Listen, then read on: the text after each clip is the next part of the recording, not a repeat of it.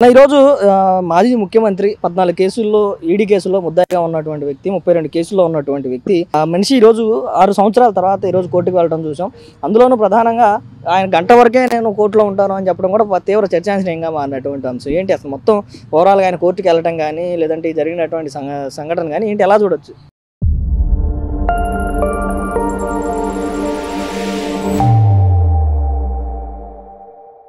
ఈయన మీద ఆర్థిక నేరగాళ్ల కేసు పెట్టింది అప్పట్లో కాంగ్రెస్ గవర్నమెంట్ అండి. దాంట్లో ఇంప్లీట్ తెలుగుదేశం వాళ్ళు అయ్యారు. అది ఈడీ అటాచ్మెంట్లు జరిగినాయి. 16 నెలలు జైల్లో ఉండి చెప్పకూడదు తిని వచ్చాడు, బెయిల్ మీద వచ్చాడు. ఆ తర్వాత పాదయాత్ర అన్నాడు, ఏదో కోర్టులకి చెప్పుకున్నాడు. ఆ తర్వాత ముఖ్యమంత్రి అయ్యాడు. అసలు నేను చాలా రాష్ట్రాన్ని అభివృద్ధి చేయాలి, అసలు నేను లేకపోతే ఎక్కడా లేదు రాష్ట్రం అనేవాడికి న్యాయమూర్తులు కూడా నమ్మేశారు పాపం.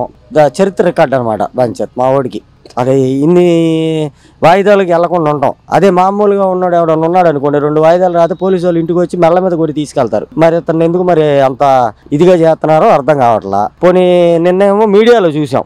అసలు అన్ని మీడియాల్లో ఏంటంటే ఒక సాక్షి కొన్ని తప్ప మిగతా మేజర్గా ఉన్న మీడియాలో అయితే 35 కేసులు ఉన్నాయి ఫైళ్ళు. రేపు వెళ్తే పొద్దున్న వెళ్తే సాయంత్రం 6 అవ్వచ్చు 7 అవ్వచ్చు.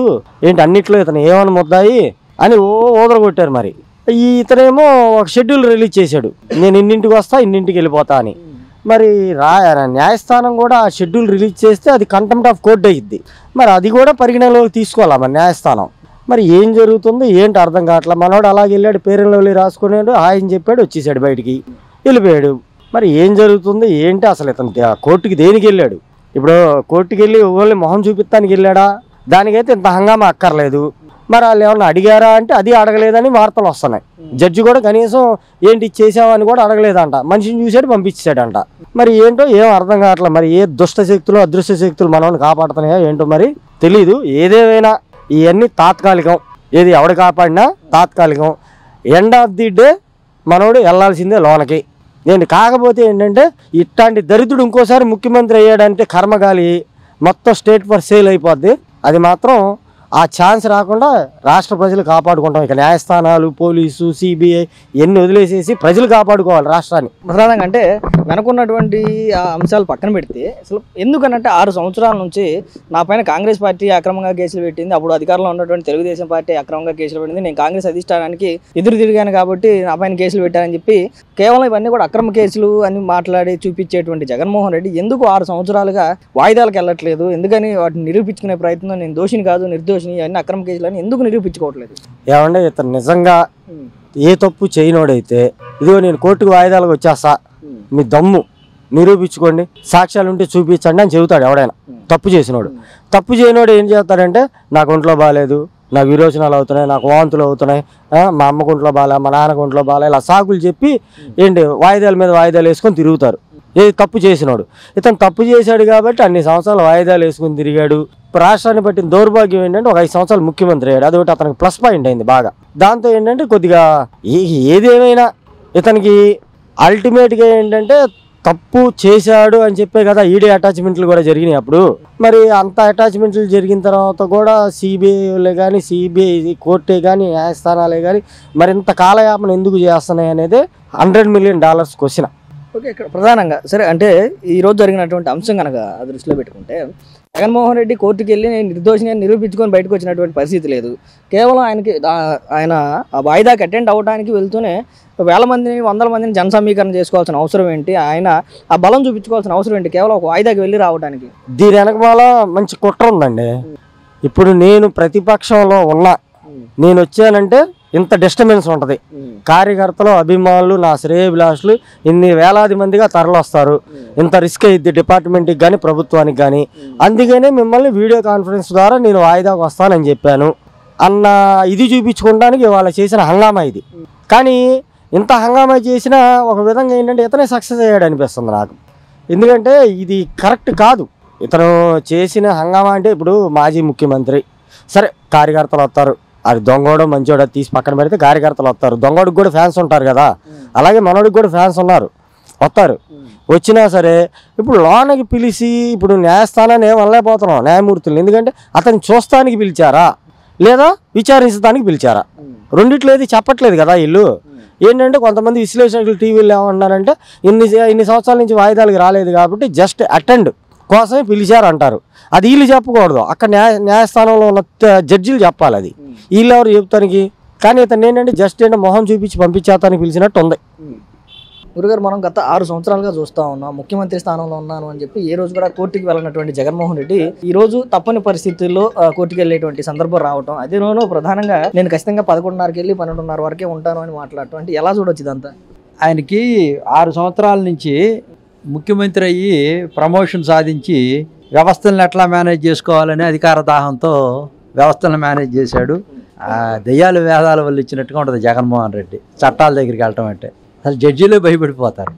అమ్మా జగన్ రావటం ఏందిరా, అది ఏదన్నా బ్రహ్మ పదార్థమా లేకపోతే ఏమన్నా దైవాంశ సంభూతుడా, వచ్చాడా జగన్ గారు అని కోర్టులని కూడా దెయ్యాలు వేదాలు వల్ల ఇచ్చినట్టుగా రెక్క పొడుచుకొని చెవులు కళ్ళు ఇట్లా చేసి చూసి అబ్బా వచ్చాడరా, చట్టాన్ని ఏం గౌరవిస్తున్నాడు రా జగన్మోహన్ రెడ్డి, అబ్బా ఇంత నీతివంతుడు, ఇంత పవిత్రుడు, ఇంత నిష్ణాతుడు ఎక్కడ ఉండడురా అనుకుంటారు. అంత గొప్ప వ్యక్తి. అబ్బా మీరు అడుగుతూ ఉంటే మీడియా వాళ్ళు సిగ్గుతో తల ఉంచుకోవాలా ఈ వ్యవస్థలో. చట్టం కూడా పాపం దానికి పాపం మీకు తెలుసు కదా, కళ్ళకు గంతలు కట్టుకొని పాపం అసలు కళ్ళకు గంతలు తీసేసి చూద్దామని అనిపిస్తూ ఉంటుంది ఎప్పుడన్నా ఆ దేవతకు కూడా, న్యాయ దేవతకు కూడా. ఇటువంటి వ్యక్తి వచ్చాడంటే అసలు ఇంత పెద్ద చర్చ జరుగుతుంది చూడు భారతదేశంలో. నువ్వు చాలా గొప్పవాడివి. నేను ఒక్కటే చెప్పదలుచుకున్నా, 34 కేసులు పెండింగ్ ఫైల్స్ అన్ని పెట్టుకొని పాపం జడ్జి గారు ఇవాళ వస్తాడని ఎదురు చూస్తే డెమోక్రసీలో the beauty of the democracy, అతను చట్టాలని ఎట్లా వాడుకోవచ్చో, ఎన్ని డిశ్చార్జ్ పిటిషన్స్ వేయచ్చో ఇప్పటికీ మీకు తెలుసా? ఎన్ని డిశ్చార్జ్ పిటిషన్స్ వేసాడో తెలియదుగా. దాదాపుగా 4000 డిశ్చార్జ్ పిటిషన్స్ వేసాడు ఈ 6 సంవత్సరాల్లో. అంటే అంత వెసులుబాటు ఉందన్నమాట మనకి. ప్రధానంగా వైసీపీ వాళ్ళందరూ కూడా జగన్మోహన్ రెడ్డి ఏ తప్పు చేయలేదు, అప్పుడున్నటువంటి కాంగ్రెస్ అధిష్టాన్ని ఎదిరించాడని, లేదంటే తెలుగుదేశం పార్టీ అధికారంలో ఉండి అక్రమ కేసులు పెట్టారు, ఇవన్నీ కూడా అక్రమ కేసులు అని చెప్పి ప్రధానంగా చెప్తాం. ప్రతిసారి అదే చెప్తా ఉంటారు కదా. మరి నిజంగానే అక్రమ కేసులు లేదంటే కక్ష సాధింపు కేసులు అయ్యి ఉంటాయి, ఎందుకు జగన్మోహన్ రెడ్డి కోర్టుకు వెళ్ళి నిరూపించుకోవట్లేదు, నేను దోషిని కాదు అని చెప్పి ఎందుకు నిరూపించుకోవట్లేదు? తను తండ్రి 2004లో నేను కూడా అక్కడ వెళ్ళినప్పుడు అతను అడ్రస్ చేస్తున్నటువంటి నేను సాక్షిని. ఇది ఆఖరి గేమ్. నేను ఎలక్షన్స్లో నాకు ఈ బిల్డింగ్ తప్పించి ఏమీ లేదు. ఎవరు అభ్యర్థులైనా సరే ఈసారి జనం ప్యాంటు చొక్క ఊడదీస్తారు డబ్బులు లేకపోతే. అందరూ డబ్బులతో రండి ఈసారి 2004, ఇదే ఫైనల్ గేమ్, ఇంకా డబ్బులు లేవు నా దగ్గర, ఈ ఆట ఆడేసి వదిలేస్తాను అన్నాడు. అన్న వ్యక్తి కొడుకు అతి కొద్ది కాలంలోనే సాక్షి పేపర్ పెట్టి దానికి అధిపతి అయిపోయి over night we cannot build the Rome city, how this Jaganmohan Reddy build Sakshi and all those things. ఎట్లా ఒక సామాన్యుడికి అది కూడా మాకు చెప్పండి. ఆ నేపథ్యంలో 120 కోట్ల రూపాయలు ఇన్కమ్ ట్యాక్స్ కట్టాడు. అంటే ఎలా సాధ్యం అంటారు? ఇప్పుడు 2004 ఎలక్షన్లో, 2009 ఎలక్షన్లోనూ ఇదే జగన్మోహన్ రెడ్డి తండ్రి గారు అయినటువంటి రాజశేఖర రెడ్డి నా దగ్గర 10 లక్షలే ఆస్తుంది, 15 లక్షలే ఆస్తుంది అని చెప్పి దాన్ని కూడా తాకట్టు కోసం చెప్పి అప్పుడు ఉన్నటువంటి చంద్రబాబు నాయుడు గారి దగ్గర అడిగినటువంటి పరిస్థితులు. మరి అలాంటి వ్యక్తి కొడుక్కి ఇన్ని కోట్ల రూపాయలు ఆయన నుంచి వచ్చాయి. వీటన్నిటిని కూడా వీటి వెనక ఉన్నటువంటి రహస్యం ఏంటి? ఆయన ఏమనుకున్నాడంటే ఈ భారతదేశంలో ట్యాక్స్ కట్టే వాళ్ళందరూ కూడా చాలా గొప్పోళ్ళు, నిష్ణాతులు, క్రీము, ఇండస్ట్రియలిస్టులు, ఆ కోవలోకి నన్ను చూస్తారు కదా మంచి పౌరుడుగా అనుకున్నాడు.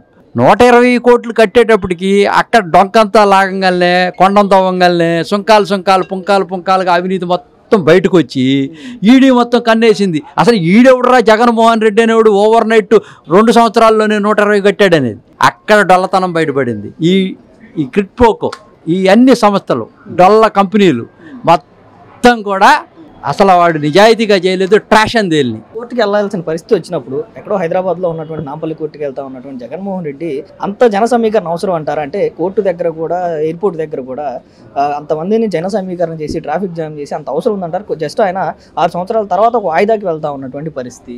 ఆయనకి 10 రోజుల క్రితమే చెప్పాడండి, నేను వస్తే జనం వస్తారు, నేను వస్తే ప్రభుత్వానికి ఆటంకంగా ఉంటుంది, ప్రభుత్వానికి ఖర్చులు అవుతాయి, డబ్బులు ఇవ్వాల్సి వస్తుంది, ఇదంతా పోలీసు మెన్ను కావాలా అని ప్రివెన్షన్గానే చెప్పాడు.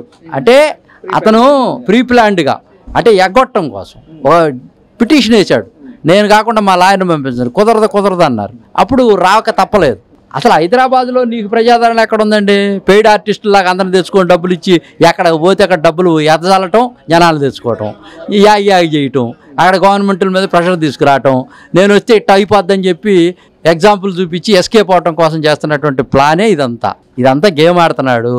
ఆ 34 ఫైల్స్ అక్కడ టేబుల్ మీద ఉన్నాయి. వచ్చాడు, వెళ్ళిపోయాడు.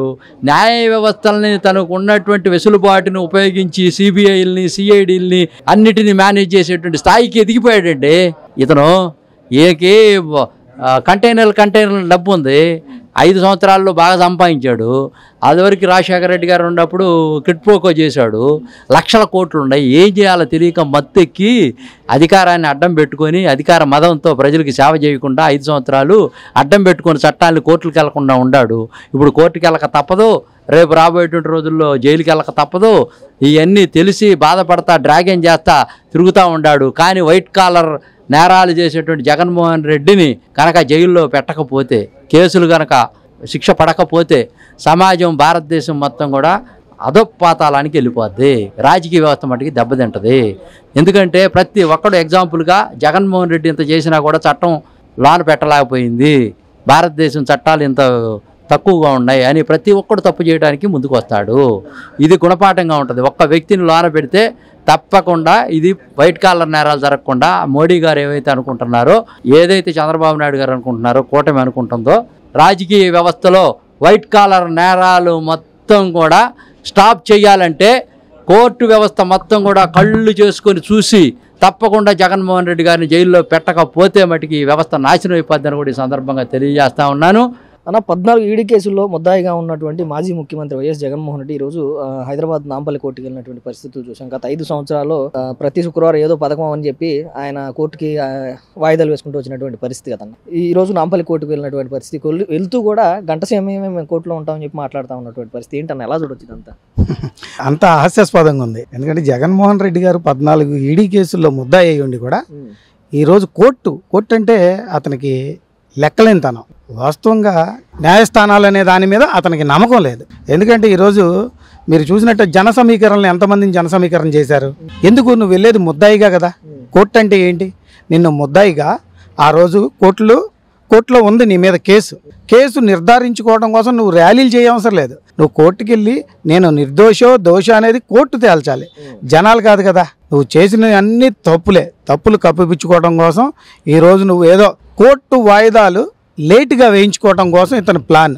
అంటే 6 నెలలు, సంవత్సరం టైం అడగడానికి. నేను వస్తే జనాలు ఎక్కువ వస్తున్నారు, అందువల్ల నాకు ఎక్కువ టైము, వాయిదాకి ఎక్కువ టైం ఇవ్వండి అని అడగడానికే ఈరోజు ఆయన బలాన్ని నిరూపించుకున్నాడు అక్కడ. అసలు అంత అవసరం ఉందంట. అంటే ఇప్పుడు నిజంగా జగన్మోహన్ రెడ్డి ఏ తప్పు చేయకపోతే 14 ఈడీ కేసులు అనగా వాళ్ళు అన్నట్లుగానే అక్రమంగా బనాయిస్తే ఎందుకు జగన్మోహన్ రెడ్డి కోర్టుకు వెళ్ళి ఎందుకు నిరూపించుకోలేకపోతున్నాడు? ఎందుకు నేను దోషిని కాదు అని చెప్పి ఎందుకు నిరూపించుకోలేకపోతున్నాడు? అదే కదండి, ఆయన అన్ని ఒంటెద్దు పోకళ్ళు చేస్తూ ఉంటాడు.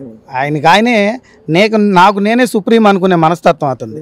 అందువల్లే జనాలు కూడా మొన్న చూశారు, 11 సీట్లకి వాళ్ళని పరిమితం చేశారు. అలా అనుకోబట్టే ఈరోజు కోర్టుల దగ్గర కూడా ఇలాంటి పనులే చేస్తూ ఉంటే 100% అతను శిక్ష అనుభవించక తప్పదు. కోర్టుల దగ్గర పెద్దోళ్ళు కూడా కోర్టుకి చాలా జాగ్రత్తగా వెళ్తారు. కానీ ఈయన కోర్టుకి వెళ్ళేటప్పుడు చూశారు కదా, అందరు జనాలు కూడా చూస్తున్నారు. జన సమీకరణలు బీభత్సంగా జనాలను పోగు చేసుకుని వెళ్ళాడు. జగన్మోహన్ రెడ్డి గారికి ఒకటే చెప్పదలుచుకున్నాం, మీరు 6 సంవత్సరాల నుంచి కోర్టు మెట్లెక్కి మీరు ముద్దాయిగా ఉన్నారు.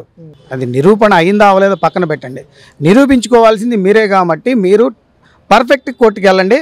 కోర్టు అనేది మీకు శిక్ష వేయాలా లేదనేది కోర్టు నిర్ణయిస్తుంది. ప్రధానంగా ఎందుకు 6 సంవత్సరాల నుంచి ఏదైతే 10 సంవత్సరాల క్రితం 12 సంవత్సరాల క్రితం ఆయన బెయిల్ మీద రావడం తర్వాత దగ్గర నుంచి కూడా, అంటే 7-8 సంవత్సరాలు ఎంత అవుతుంది బెయిల్ మీద వచ్చిన తర్వాత, ఒక్కసారి కూడా కోర్టుకు అటెండ్ కాకుండా ప్రతిసారి ఏదో కారణం చెప్తూ నేను ఈ పథకం అమలు చేస్తున్నాను, లేదంటే ఈ ప్రజల్లోకి వెళ్తున్నాను, ఈ మీటింగ్స్ ఉన్నాయని చెప్పి ఏదో కారణంతో ఎందుకు వాయిదాలు వేసుకుంటా ఉన్నాడు? ఎందుకు కోర్టుకు వెళ్ళడానికి భయపడతా ఉన్నాడు? అదేనండి, కోర్టు అంటే భయం ఉంది.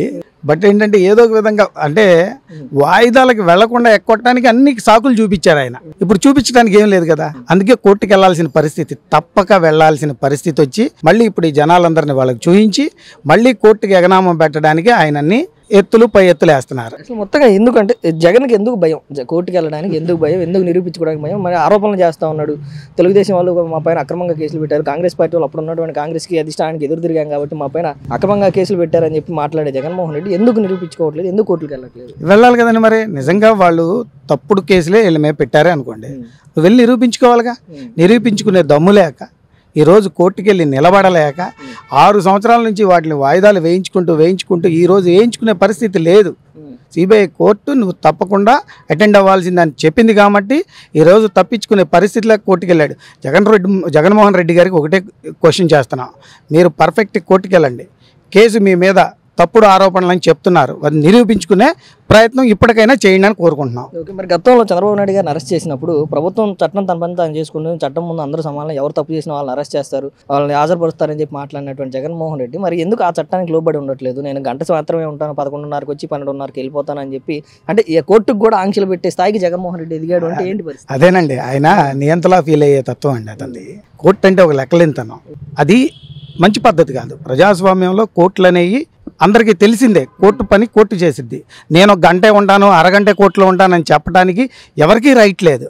ఈవెన్ సీఎం గారికైనా లేదు, మాజీ సీఎం గారికైనా లేదు, ప్రధాని గారికైనా లేదు. ఎందుకంటే కోర్టు న్యాయపరమైన కోర్టు, న్యాయం చేయాల్సిన కోర్టు. ఎవరు తప్పు చేస్తే వాళ్ళని శిక్షించిద్ది, ఎవరు ఒప్పు చేస్తే వాళ్ళని నిర్దోషిగా బయటకు వదిలింది. మీ వ్యక్తిగత అభిప్రాయం ఏంటారు? నిజంగానే 14 ఈడీ కేసుల్లో జగన్మోహన్ రెడ్డి ఉన్నాడా, లేదంటే కావాలని చెప్పి ఇప్పుడున్నటువంటి తెలుగుదేశం పార్టీ కానీ అంటే అప్పుడు ఉన్నటువంటి అధికార పక్షంగా లేదంటే కాంగ్రెస్ పార్టీకి ఎదురు తిరిగాడు కాబట్టి వీళ్ళందరూ కూడా బనాయించిన కేసులా, లేదంటే జగన్మోహన్ రెడ్డి చేసిన కేసు? లేని కేసులు ఎందుకు పెడతదండి? కాదండి, ఏదో ఒక కేసు అంటే పెడతారు. 14 కేసుల్లో ముద్దాయి ఒక కేసు కాదు కదా, 14 కేసుల్లో కూడా ఏ1 అంటే ఇప్పుడు మొత్తం నీ మీదే కదా ఉంది. నువ్వు నిరూపించుకో స్వామి, ఇవన్నీ అనవసరమైన క్వశ్చన్స్. నువ్వు చేయాల్సిన పనులు చేయకుండా తప్పించుకునే ప్రయత్నాలు చేయొద్దు. నువ్వు నిర్దోషి అయితే కోర్టులో తేల్చుకొని నిర్దోషిగా బయటపడమని కోరుకుంటున్నావు.